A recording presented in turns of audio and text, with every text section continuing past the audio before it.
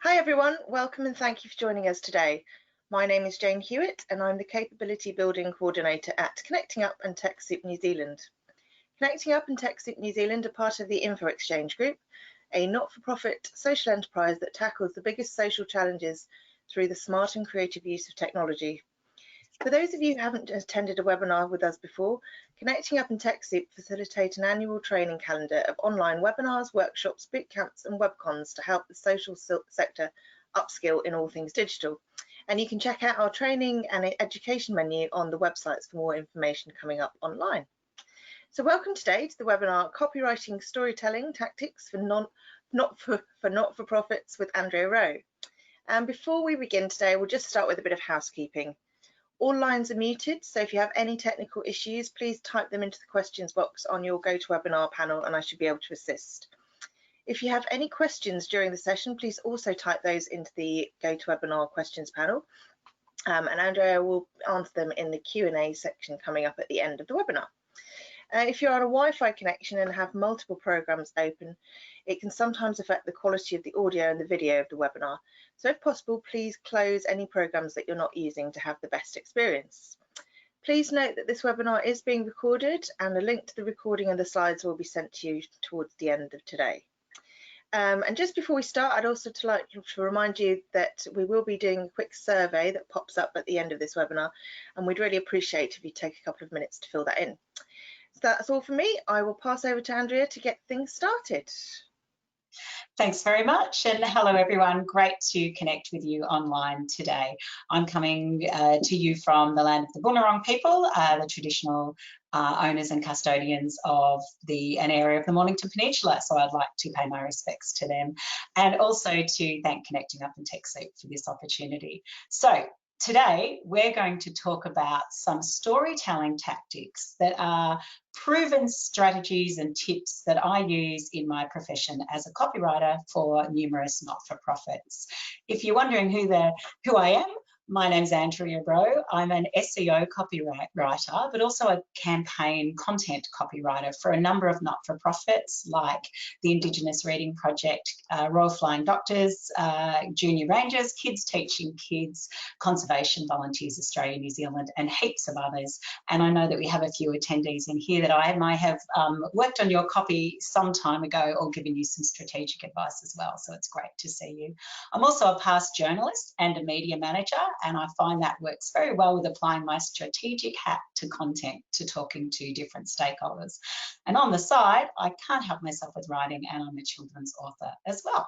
So we're going to deep dive today into storytelling and how it actually works to evolve your newsletter and make it more engaging. So I guess we need to start with the fact that storytelling really is the process of sharing facts which are told with emotion and details. And what I want to do today is unpack that a little for you to help you reinvigorate your newsletter moving forward. We may have a poll that we run during today's session. If you do get a chance to respond to that, that would be great. Don't worry if you don't. It just gives me an idea of how people are traveling with their newsletter at home. A little word on this little brain here on the screen. He's there to remind us that whenever you see him on the screen, it means that in the workbook that you're going to get today, there's actually some tips or templates in the workbook that you can refer to rather than scribbling them all down at once. So what we're going to do today is I'm going to share with you some storytelling planning secrets that I use every single day. I'm going to give you 7 scenarios to help you focus on your newsletter. I'm going to give you some good tools and tactics, some really helpful interview questions because I know we often get stuck with those, some compelling character profiles to inspire you, some content curation suggestions, and I'm going to share some powerful storytelling inspiration that I keep in what I call my swipe file. I'll apologise if I'm talking fast. I have so much to tell you, and I also get really excited when we talk about stories. And my brain gets excited too. Really, it comes down to the fact that our brains are wired to love stories. Our brains love a good, compelling story. And when we hear a story that we connect with and that resonates with us, our brains release oxytocin, and that motivates cooperation. Cooperation helps capture the hearts of our potential donors and community and stakeholders that we'd like to start talking to. So there's a little bit of science. I won't give you all the data because I want to plunge into the practical tips for you behind storytelling and why storytelling really is an important foundation of everything we do with either our newsletters or our website case studies. And everything I'm going to tell you today, you can apply to everything in your writing for your organisation. You could apply to case studies or little feature stories that pop up in your annual report, social media content, as well as your newsletters and even your speeches as well. I've just come out of an AGM series with the Royal Flying Doctors where I wrote some really compelling narratives for their CEO to share at the AGM, and they were the most, I guess, personal stories that the community of the Royal Flying Doctors and donors could connect with as well. Just a word on storytelling before I get into sort of the overall suggestions, and this is a little bit of a helicopter view of storytelling. When you include stories in anything you do for your not-for-profit, it becomes an inherent process that really builds into the narrative of your organisation. Storytelling can help you humanise your numbers and your data. It can convey the culture and the history of your organisation. It can present tough stuff. There may be some situations that are confronting for people or stories that are confronting for people. So storytelling can help present and move those stories through. It can be persuasive. It can transfer knowledge from your hearts and heads to your potential donors or wider community stakeholders that you want to start engaging with. It builds your community. It helps foster new ways of thinking that people might not have considered before. I call it the barbecue conversation storytelling. Storytelling can be collaborative. You can join forces with other people, and it can be fun, entertaining, powerful, and poignant. So that's just, I guess, if you're going to present to maybe a board or to a committee about why you need to tell more stories, here's your evidence and your proof for why it works. But when you disregard a storytelling context for maybe your newsletter or maybe your news updates on your website, you're really missing connecting in an impactful way. Your donors may not completely understand what you're on about, what your purpose is, and your supporters may stop caring too if they're just hit with the hard data and they give me, we need this question, instead of the let us build the story, let us tell you why we matter. Your community can start to feel a bit disconnected as well. Telling the stories is a powerful way to keep people engaged. And if we've experienced that at any time in history, it's certainly been this year during the year of COVID impacts. We've resonated with stories that have told, I guess, communicated the essence of frontline service workers and community and kindness as well. So here's a hack I'd love to give you all. And there's a little brain up there which tells you that this is actually hanging around in your template as well. So I've got a template, in your workbook as well. I've got a template for you that I guess unpacks all this. So it's really helpful when you're planning any story for anything you're writing, whether it's a speech or a newsletter, to define your goal for this story. Why are you telling it? And what's your key message going to be? Have you got an idea of the audience that you want to talk to? Because you don't need to necessarily talk to an entire wide audience. You could be refining it right down to perhaps a horse owner, or perhaps someone who maybe is involved with a trust fund or something like that. So sometimes it can actually help you refine your message. Is there a character being talent? And is there a conflict that you can identify? I'm going to unpack that in a minute. Where are you going to source your ideas and your contacts from? Have you thought about how you're going to set your interview up and some question preparation? And I'm going to get to that in a minute. Make sure you know what's off limits. Are there some personal information in this story or in this situation that might actually compromise the person? And again, I'll give you some helpful tips. Have you got an interview process and some notes to review? And how are you going to share your stories? So it's really important to think about these questions because that can sometimes inform where you're going to go with your stories. Again, I'm talking about the helicopter view here, and I want to tell you that this secret sauce is what makes a good story: character and conflict. So let me open the lid on the secret sauce and give you a little bit more information. Character in your story is really the hero. It may be the story of a client that you help and service. It may be one of your volunteers, a donor, your staff or your team or your volunteers. It may be a board or committee member or a patron or a long-term ambassador, or it may be an advocate or partner. So they're your characters that will come out in your story. A good character profile, and keep this in mind, again, this is a helicopter view, and I'm going to unpack some stuff in a minute. A good character profile, when you're going to feature it in newsletters or websites, it would really help if you can get an image of them. And it's even better sometimes if you've even got a fairly informal image of them. I've just finished writing for the Indigenous Reading Project, 15 case studies. And really, as much as the stories were fantastic, talking about how children were connecting with reading and literacy improvements, the story came home when I was able to share an image of these children with their tablet. It was an approved image, by the way, with their tablet, showing how they interacted with the tool that we were talking about. So images, as much as copy, and I hate to say it as a copywriter, can really help you sell your story. A good character must have some form of challenge or struggle or pain that they've had to endure. And I don't say this in an unfeeling way. I say this in a realistic way. We want to connect with a struggle. You need to think about why they've come to your organisation or how they came to your organisation, because that's a part of their character profile as well. Is their story unusual? Is there something that makes them stand out from other people? Is the emotion going to be reinforced when you speak to them? Because that emotion is really important for us to carry out in our storytelling, and I'll help you learn about that in a minute. Can we see their goals and their needs when we're talking about them or learn about them? Do you have a little bit of data to back up some of the things they're saying? And have you got real quotes from these people that make sure that they're telling their story using their voice, so that you're representing them in a correct way or an appropriate way?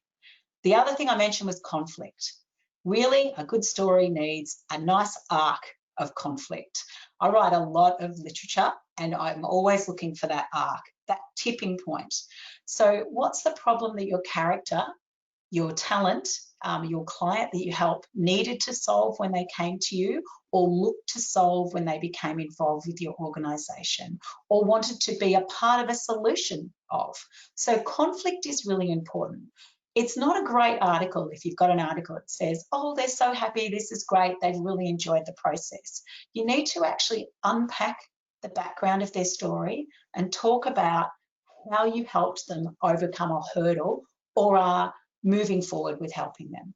A conflict solution also can make your donors and who are reading your news feel like they're a part of the hero as well. And I'm going to give you some tips for how to bring them into the story too. So I guess what I'm sharing here is that a good story is about emotional layering. You need to think about drawing out your audience so that they can identify, drawing out emotions that your audience can identify with. And when I say audience, I mean readers. So are there emotions of being vulnerable, being uncomfortable, being embarrassed, awkward, having hope, happiness? We all very much respond to very real emotions, and it's really important that we have a responsibility as not-for-profits to actually recognise that when we're helping people, we're helping them through these emotions as well. And that's a really vital and valuable part of our storytelling journey with representing a talent or a character story as well. So what you need to do is think about how you elaborate this over the course of your copy without sort of smashing them over the head and saying all the time, oh, they were so sad, they were so depressed. You can still do it with a degree of diplomacy and also respect for their condition. And I'll give you a couple of situations as well. So what also helps too when you're doing this emotional layering is you're layering the copy, sometimes not obviously, with knowledge points for a reader. And I'm going to give you some examples, but those knowledge points might be Janine was feeling highly vulnerable when she moved from her wheelchair to go and visit the beach or something like that. And then there might be knowledge points for, you know, X percent of wheelchair users cannot access, you know, X percent of our coastline of Australia. So you start sort of taking an emotional layer and a knowledge layer and building that up. Again, there'll be some examples. But what we're looking for here is a rhythm in your storytelling. This is a piece I worked on some time ago, and I use this often as a formula for my rhythm. If you've got a little bit of a longer, I guess a wider column centimetre or online space to tell your stories, it's great to sort of work on that pace. So usually your story is about, particularly if you're talking about a character's story or a talent story about why they came to you or how they've been involved with your organisation, you usually start with, here's the base situation, but also here's the key emotion in terms of, one, what's affected them, but two, how they're feeling. And then you get into this sort of rhythm. This occurred, and then this occurred, and then this occurred, and then this occurred. And then you get to this sort of crescendo of impact, what was happening that they needed help and why they came to you or how you stepped in and helped them. And then you actually layer that. This is where I'm talking about emotional layering and knowledge layering. Then you layer that with maybe some expert or practical help. It might be a testimonial or a quote, or it might be some data and facts.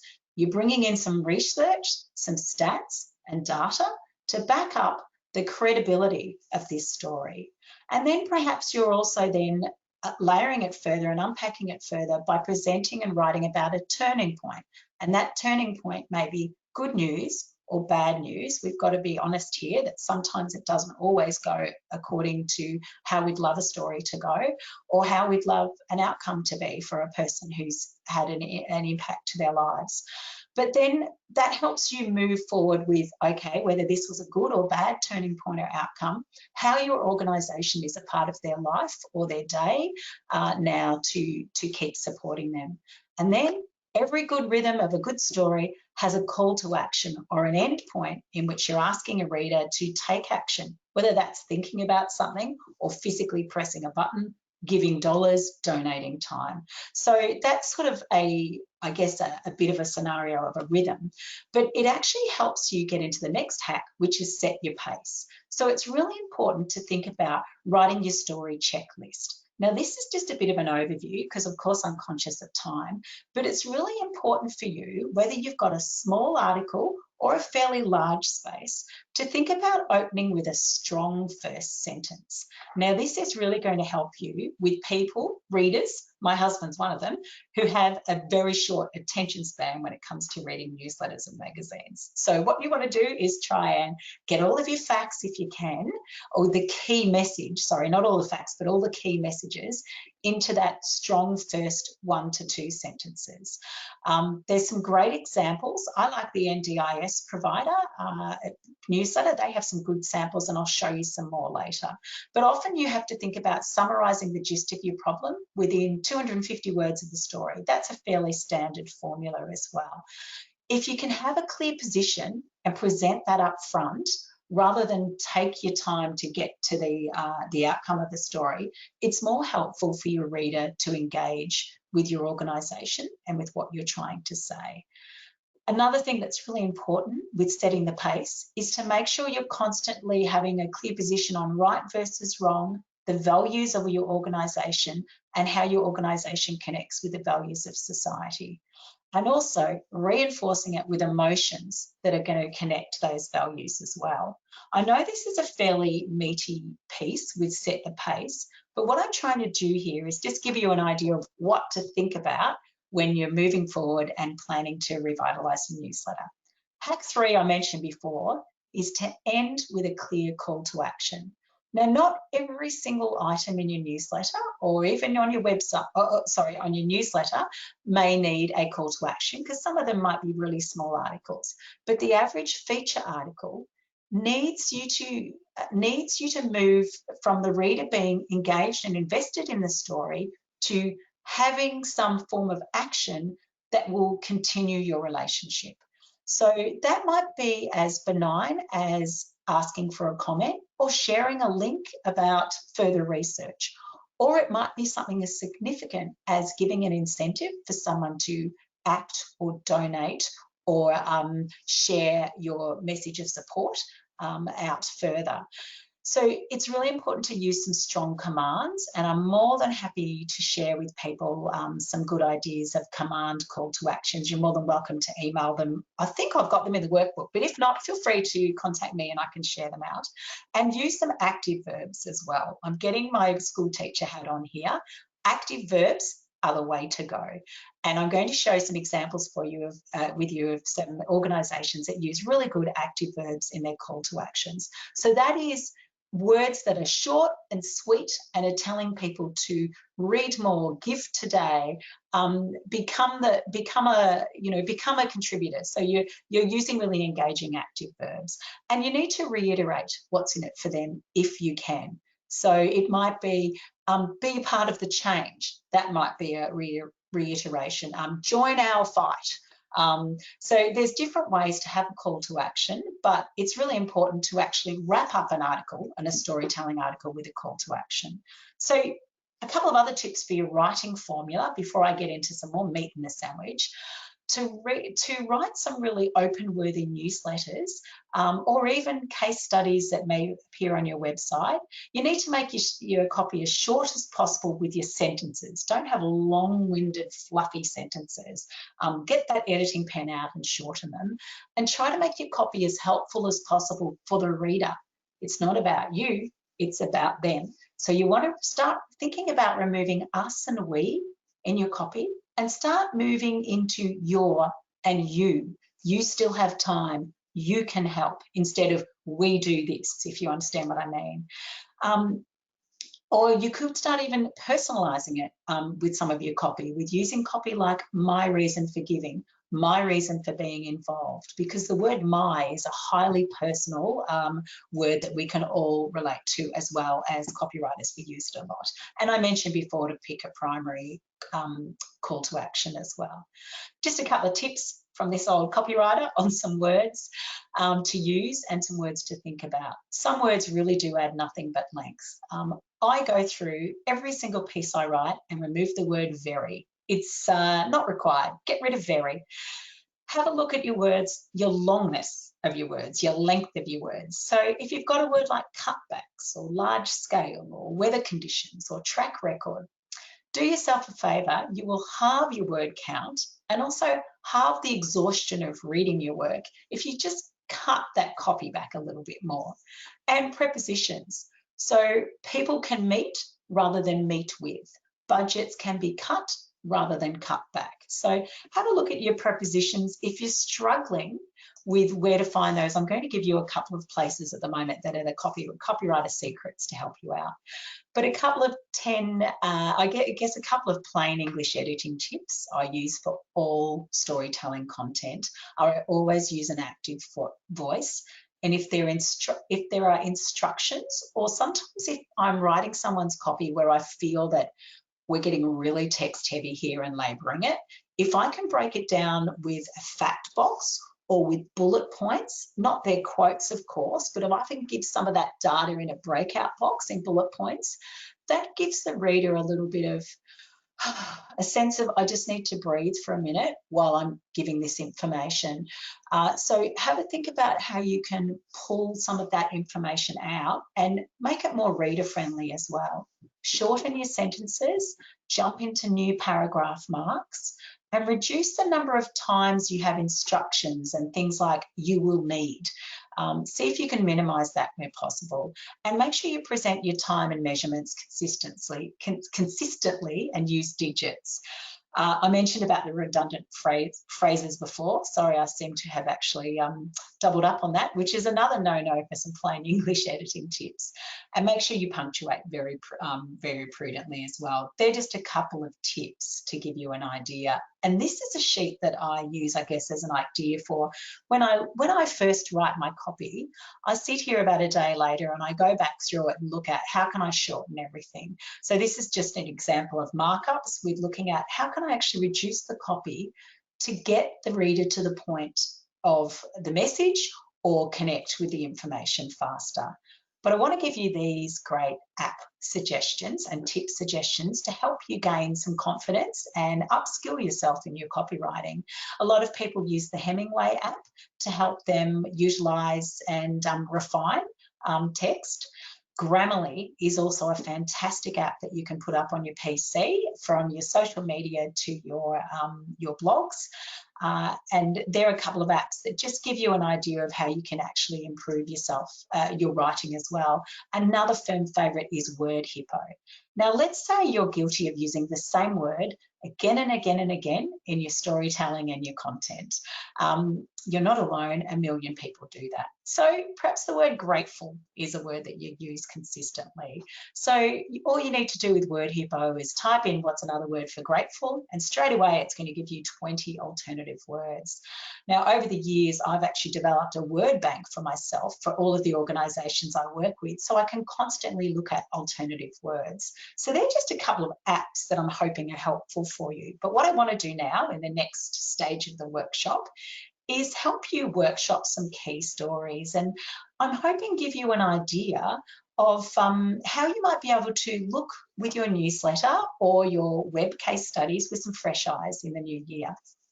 I like to think about I guess a different layer of storytelling scenarios that I can focus on whenever I'm working with a new not-for-profit client. Now, often when I'm briefing in a client and we're talking about their content, obviously I have to think about where's their content going. Is it going on their website, social media, newsletter, or annual report, or other ways in which they're presenting their information out.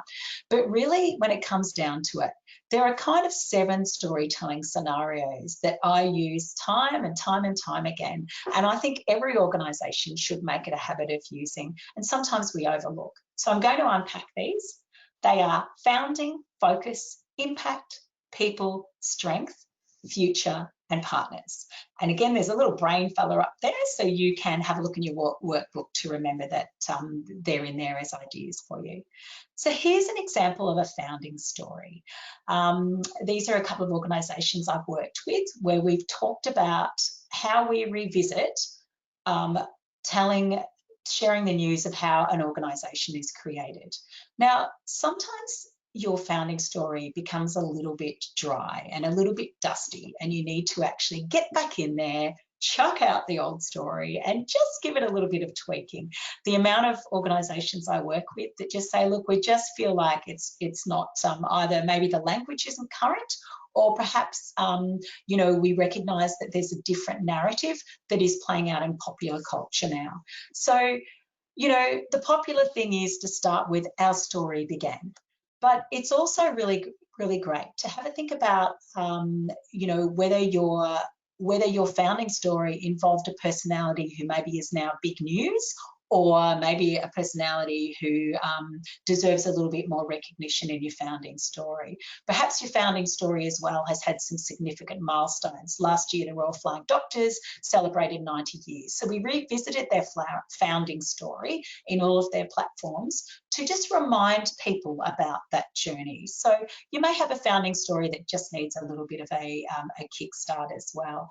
What I love too about founding stories is that it's a chance to not just present the foundation of how you came into being, which is often an emotional story or a answering a need story, but also the very specific history. Now, if you've got a website or communication where your history is just date, it's not so helpful for you now. I would remove it off your platform, and I would look at just sort of bringing it into sort of some general summary information that maybe talks about how many people started out with your organisation, or how many people you initially helped, or that one person you did, and then fast track quickly to today as well. So you're sort of doing that very quick timeline. I know some people are very committed to their timelines, but readers tend to gloss over them. Unless, of course, you've got media or someone else looking for that timeline, you could always have it as a separate attachment as well. Your focus story is probably one of the most important stories, and of course, that's talking about the core challenge you tackle. Now, if you've done some work on this as a not-for-profit organisation, you'll of course have your focus story front and centre on your website, on your homepage. If you haven't, this is a chance to remind yourself that this is your story that would be really great to revisit for next year. Your focus story can become just even a couple of lines, but could also become a couple of facts as well. So it might be percentages, how many people you're helping, how many years you've been in existence, how many people worldwide this issue impacts. The focus story can, I guess, refine very quickly why you matter. So it's really important to have a look at your focus story and make sure you're not hiding that under a bushel. I worked with an autism foundation recently where it actually took them 3 pages. They hadn't realised because they were so invested in what they were doing. They were doing a superb job, but they forgot to tell people up front on the very front page of their website what they actually did. It was sort of a little bit vague and sort of trickled along. So make sure you refine that focus story, and don't forget too that in your newsletters, you may have someone who've come in sideways or just joined your newsletter, may not be completely up to date with your focus story. So it's a chance to revisit and share that again with them as well. And also too, what you're doing when you share your focus story is your current supporters, donors, champions, they may have forgotten how to talk about you. So retelling your focus story is re-equipping them with being your, I guess, better informed and better, more articulate champions and ambassadors as well. So a spotlight on your focus example, and I love this example here, which is it gives you a chance to maybe talk about your work, your impact, your ultimate beneficiaries who you're helping. Maybe you've got a quick personal sort of one-liner quote or testimonial, and maybe a memorable anecdote as well, which might be something like, all Julia ever wanted to do was ride a horse, and at the age of 12, thanks to our volunteer ambassadors, she was finally able to reach her dream.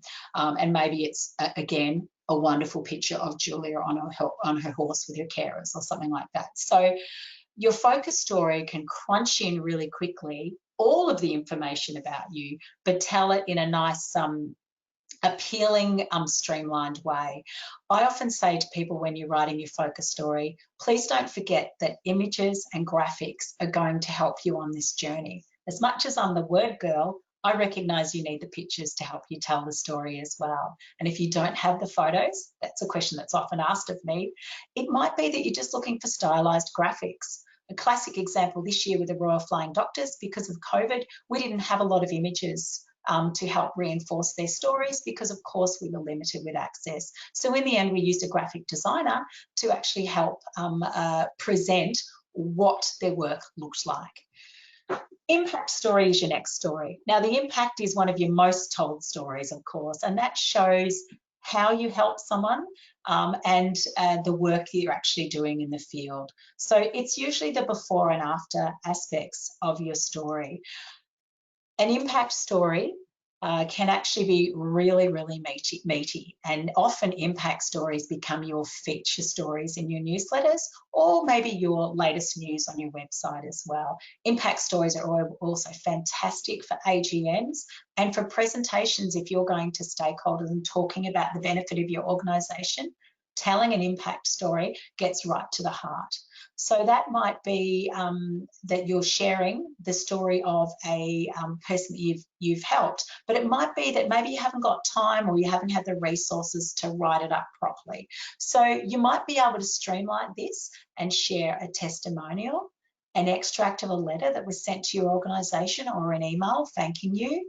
It might be a family's thoughts. I just interviewed someone from a palliative care organisation recently where her father was, a woman's father was greatly assisted in his last week of his, before he passed. And so the impact story was really her collecting and sharing her thoughts about how the organisation made a difference and supported their families. But sometimes it's articulating someone else's thoughts related to the the patient or the client you're helping. Sometimes an impact story is a where are they now, 10 years down the track, 15 years down the track, pardon me. And we see that happen a lot with when we're talking about children that might have been helped by the Smith family or someone like that. And it might be even a pay it forward story. Maybe someone's life was so impacted or assisted by the services of a not-for-profit that now you're interviewing them and telling and maybe sharing the story of how now they're a big brother, or perhaps they're now working in with music rehabilitation or something like that because someone showed them a love of guitar as a kid. So there's lots of different ways of sharing your impact story before you even write it. And sometimes that information is sort of floating around your filing cabinets or could just be gathered on the phone as well.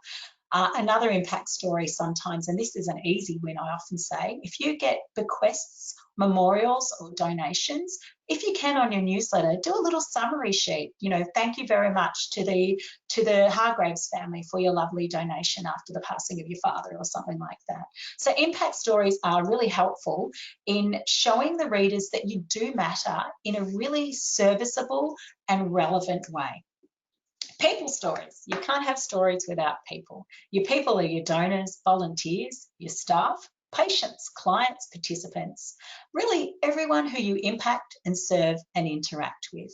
Now, looking around your office, whether you're a team of 2 or a team of 200, you've got a number of stories walking past your windows and interacting on your email as well. So I've got some tools and templates later for you to help you extract those stories. But here's a couple of examples. Let's say you're doing a spotlight on your staff. This might be a regular feature. This is a chance to share the images and updates of your staff. But rather than just say, you know, Michelle does this and she loves being involved in the organisation and this is all great, make it a little bit more personal. It might be Michelle's top tips for you know, how to cope with the festive season if you live by yourself, or it might be how to prepare your pets for a hot summer ahead. It might be top tips for you know, in COVID times we've had lots of top tips, you know, how to balance working from home with family needs, those sorts of things. So there might be some themes of top tips that you can start bringing in. There's lots of organisations I know that are constantly saying, new CEO announced, new staff member announced, welcome to the team. It's great to have the welcome, but make that column centimetre space or online space really useful and work hard for you. And bring that personality of the new CEO or the new board member in with you know, why they're invested in this organisation or their expertise for how they can help other people as well. I think it's really important when you're thinking about your spotlight on your staff to remember that the people are the ones telling your story for your organisation across the board, and we're all inherently interested in each other. So we're not really interested, we are interested in the organisations, but it's the people behind the organisations that are actually driving the change and the investment as well. So you might have support teams as well. I would say even if you've got volunteers who are really knowledgeable, start bringing and introducing a series of topics and expertise areas, particularly if you've got articles where you feel like you're duplicating between like roles. If you could actually give them a brief and say, okay, CEO or okay, chair, we would love to focus on the fact that you're always out in the field interacting with our volunteers. Could you do a little volunteer reflection? And instead, CEO, you've been meeting with partners and future forecasting. Could you do a spotlight on that as well? So, but it might also be that they've got some expertise that you can help start reinforcing. And sometimes our specialists in our newsletters forget they have that expertise. So sometimes it's worth peeling back and picking in as well. Spotlight on a volunteer is a no-brainer, but here's some critical things to do when you're talking about your volunteer.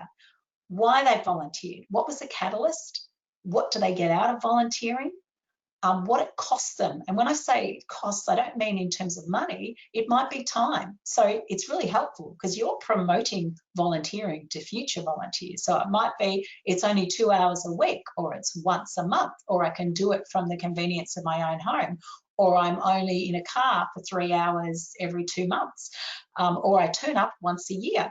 So, and then of course, who they help and what helping looks like for them. So when I say this, when you're telling their story, it's really important to ask them when you're interviewing them, so what do you do when you volunteer? And they might say, oh, you know, a little bit of this, a little bit of that. But if you keep drilling down and saying, so does that mean you make the sandwiches, or does that mean you turn up to the stables and you're getting the saddles ready?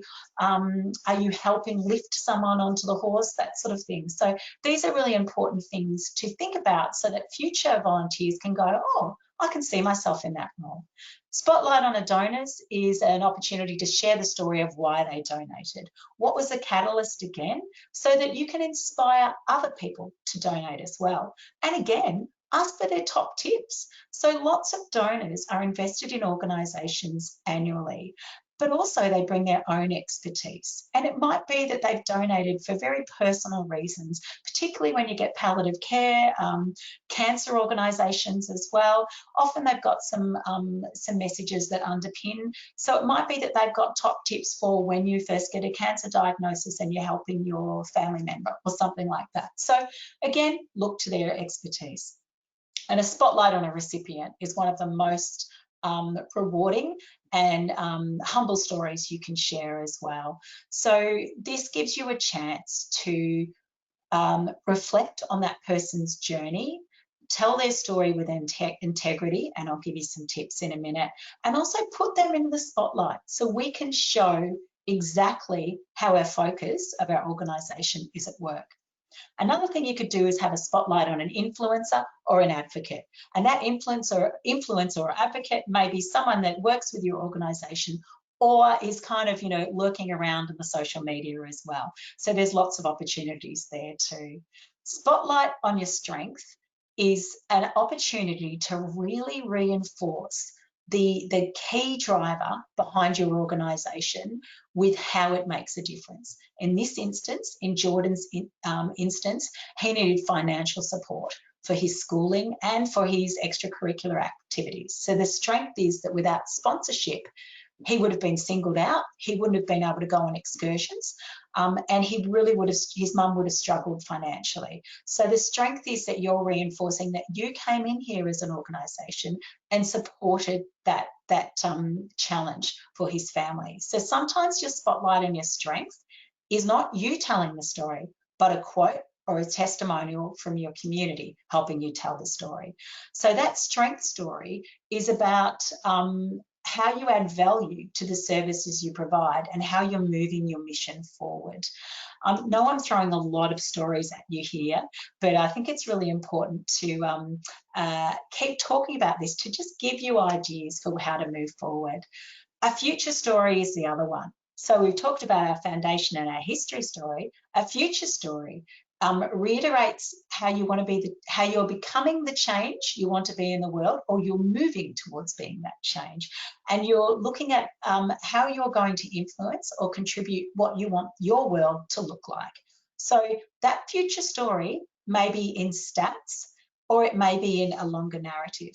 Now, if ever you want a great inspiration, Our Water does a fantastic example of, Charity Water does a fantastic example of this. Just pop onto any of Charity Water's website, and you can actually look in the archive of their newsletters.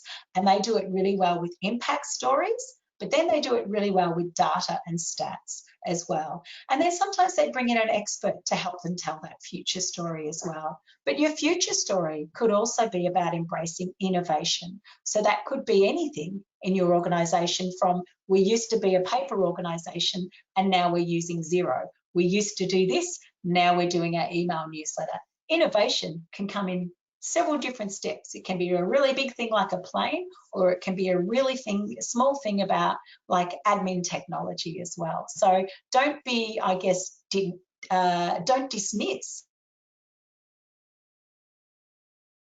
Keep telling it, because it's actually showing that you're a forward-thinking, future-moving not-for-profit that people should invest in and take seriously as well.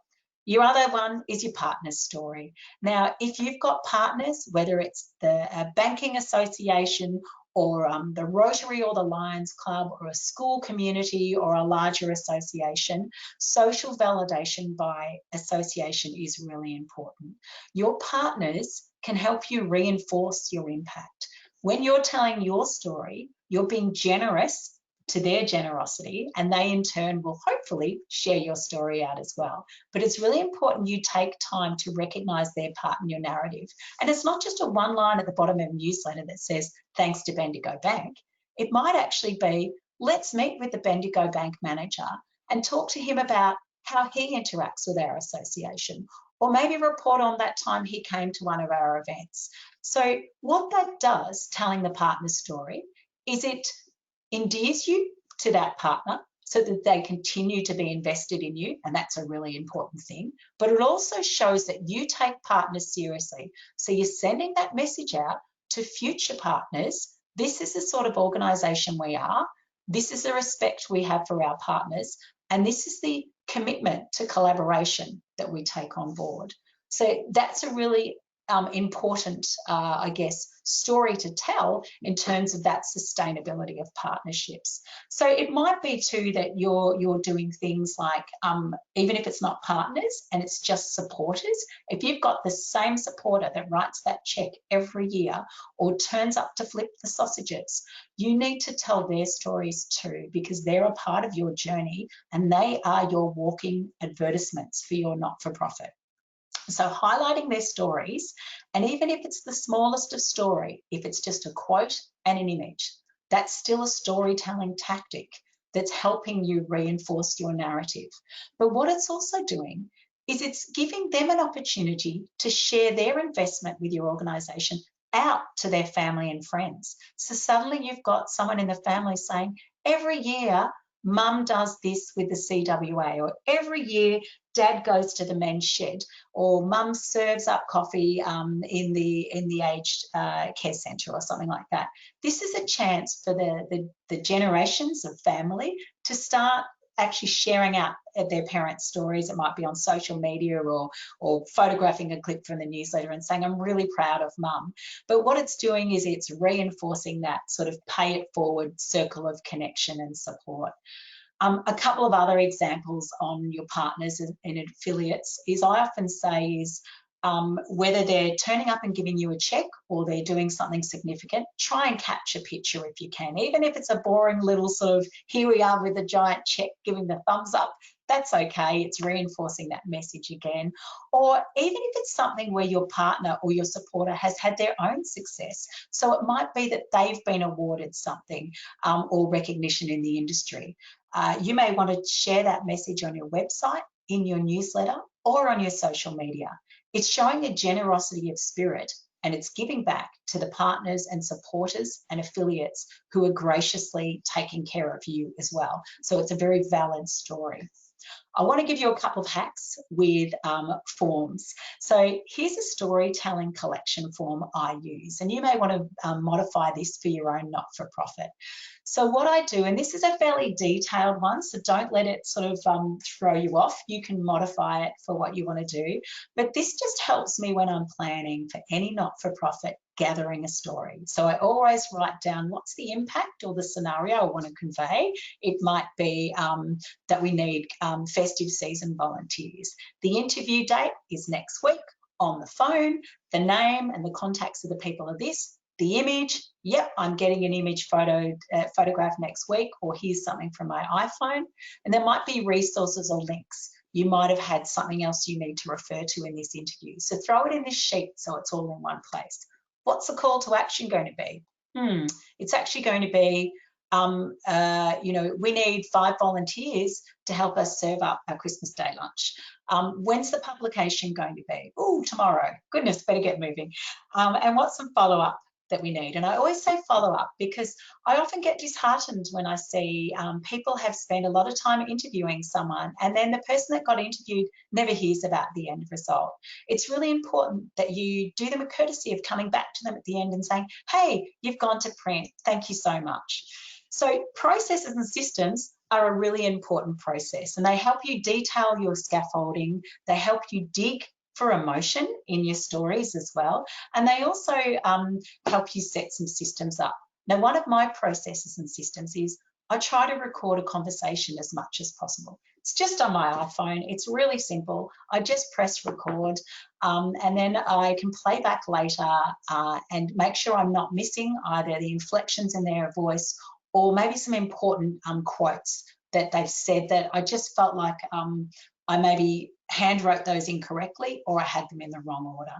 So I also have that info extraction template, which I've actually got in your workbook as well. So with a storytelling article checklist, and this is a bit of an info extraction process as well, we're revising who our talent is, who we're going to speak to. Is there a segment market check-in? Now, don't worry about that right now. That's something that you can build on. But I also like to think about what's the length of the article I have to write? Am I writing a 50-word piece or a 250-word piece? Because that's going to determine how much time I invest in this article. What will the visuals look like? Have I already got 5 photos of someone with a musical instrument? Do I need instead a photo of someone serving a cup of tea, because that's going to reinforce my volunteers in the tea room? What are the impacts of the issue that I need to make sure I'm bringing into this narrative? What's my call to action going to be? And what emotion am I conveying? Fear, gratitude, empowerment, embarrassment? Let's check back in on that emotion to see if I've got a good balance and I'm reflecting a conversation that is appropriately being conveyed in the article as well. And of course, have I got some active verbs and have I eliminated lazy adverbs?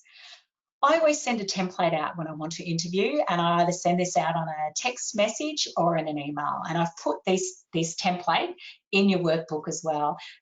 Templates are your best friend. They're going to save you a lot of time with rewriting again and again and again. So I have a swipe file, which I just sit off to the side and I go, oh, cut and paste the template, put it in, and I say, I'm writing a story about our palliative care program.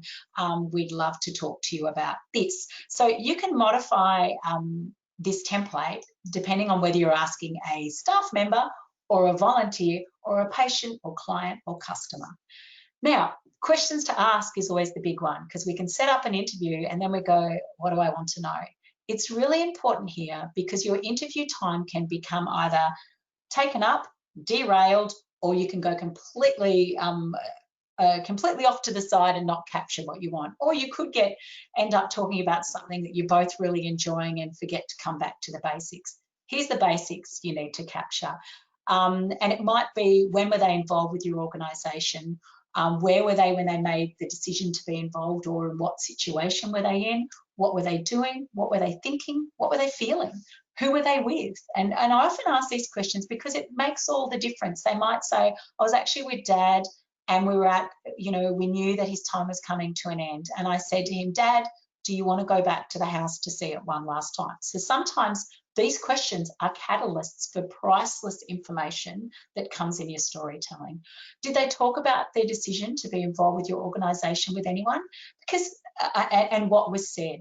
And the reason these questions help is other people can start to identify with the information that you might start unpacking and writing. Did this all change how they felt when they got involved with your organisation or their thinking? What happened next? Where did they go next? And what's their situation now? So those, I've somehow thrown in donor story writing, sorry. So I'm actually going to skip through that. But I guess what I was going to say about the questions to ask is that it's really important that you think about these questions before you set up your interview time, because this is going to help you help the conversation flow, particularly when you're talking with donors and also with people that you've been helping again and again and again. I also want to mention about the copy hack of making your story submitting easy. Sometimes we overlook the obvious places and we find that people come to us in really clunky roundabout ways. Now, check in on your website and see if you've got a call to action on your website that says, we'd love to hear from you. Submit a story. Tell us your news. So actually put that up in case someone's looking at your website and says, oh, I'd really like them to know Mum's story.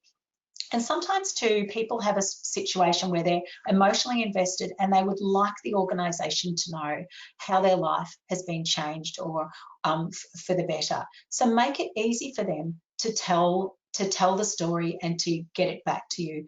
On your newsletter, it might be that we're looking for stories of people who volunteer with us. Please email X. So make sure you're reinforcing that their stories matter and that you want to hear their stories. Reach Out have a great example, reachout.com, of why your story matters and how to share your story. And I don't encourage plagiarizing in any way, but I do encourage you to look at best practices and how you can apply them to your organization as well. And then, of course, it's really important to make sure you share your stories back out there. So don't forget to tell your interviewee that their story's live or that the newsletter's gone out. Share the newsletter with them, post it to them or send them the link. Or if they were featured in an AGM, send them maybe a screenshot of the AGM if it was online, or an iPhone picture of the AGM. Make sure that your partners know if they're in a published story as well. That's good relationship building. And of course, your stories then can be reinforced. If you're going to community talks where you're talking about the impacts you make, you could have a one-pager slide and a quote up on the screen behind you when you're talking about why you want the community to support you.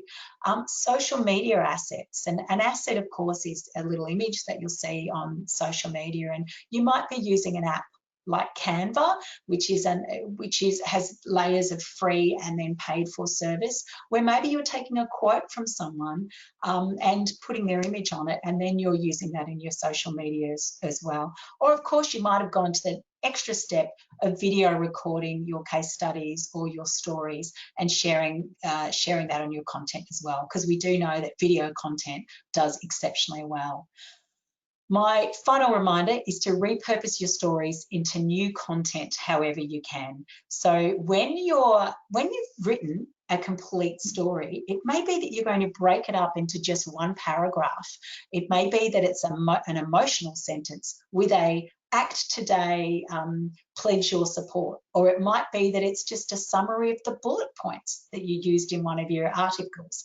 It might be a remember when foundation story, and then your call to action is be part of that was our history, be part of our future. It might be that you're raising a popular culture issue. You know, there's been a lot come out with mental health this year during COVID challenges, or people being disconnected from community and families. So it might be that you're relating to those issues and that you're sharing a past blog or a newsletter, or even saying sign up to our newsletter. We're sharing helpful tips and suggestions that might make a difference to your day. So have a think about how all of those stories can actually work harder for you in telling your story as well. I want to pause for breath a little bit, and I do apologise for going full at a gate, but I love, I guess, the rhythm and the patterns of stories, and more importantly, the way they can work with purpose for your organisation. These are some of my favourites. Some I've worked on, some I haven't.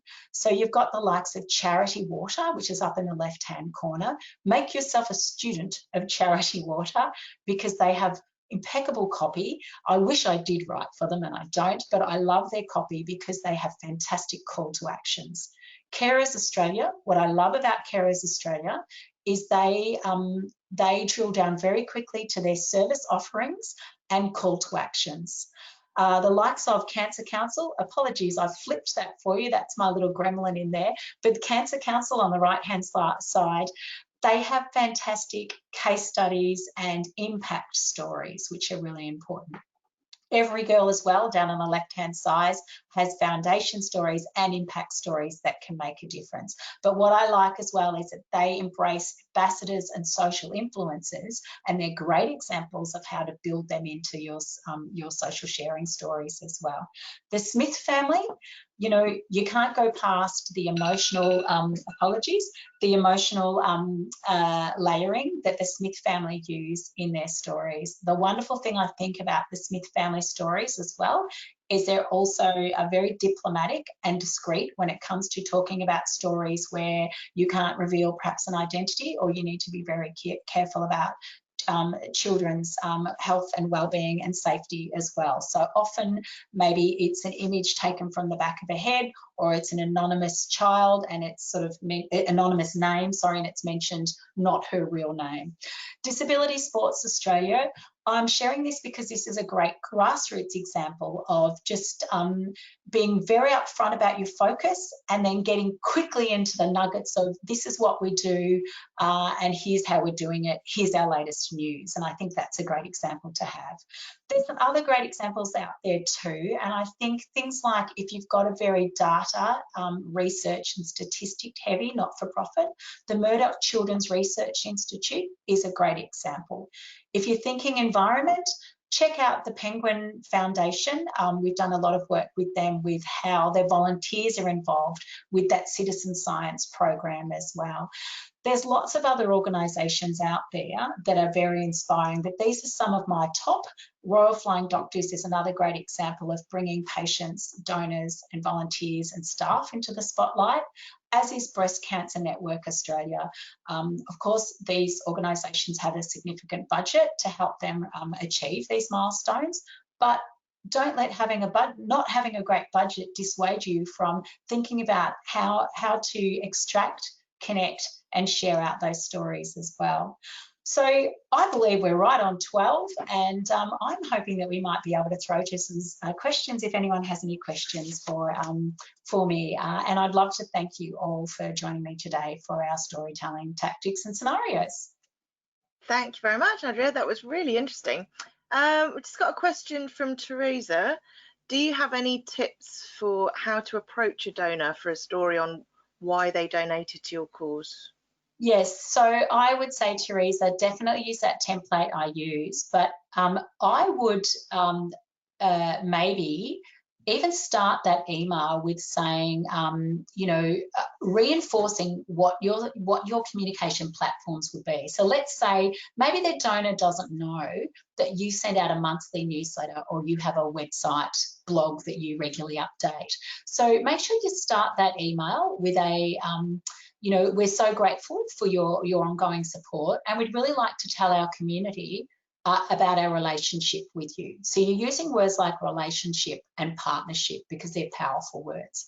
Then share some links for what those templates are, and then ask them if they've got, you know, 10 minutes to spare on the phone, if they have some time when perhaps they regularly come and interact with you. So sort of put some parameters around it. But you also might need to sort of say, do you have any time in the next fortnight in which we can talk on the phone? I'll only take 20 minutes of your time and I've got a few questions to ask, and we'd love to be able to grab a photo or have you contribute a photo. So unpack it with exactly what you need from them, as well as timelines to make their life easier. And then they might say, sure, I'm going to get my marketing manager to get back to you, or sure, we're actually going to schedule in some time with our CEO. What's really important is you're upfront with your timelines and who's going to be reading it as well. So there's no surprises for them too. But one other tip I would say about a donor is I think your feeder questions to them are, what motivates you about being involved with our organisation? What's your personal or lived experience with our organisation? Because donors come from different, you know, a donor might be a donor organisation or a donor individual. And it might be, you know, what's an experience with our organisation that has stayed with you? So you're looking for those emotional stories as well. I just want to give you a word of caution there. If you have a donor that has a very emotional story, when you're interviewing them, make sure you give them time. So even if you say, I'll only take 15 minutes of your time, you might need to really ease them in. You need to give them a comfortable experience. And that's by having I guess a helpful and reassuring conversation with them before you start. And I usually say things like, so I'm going to ask you a few questions if that's okay. And are you okay if I take notes or record this? And they might say, oh, I'm a bit nervous, and just say, oh, that's completely okay. We're just really having a chat.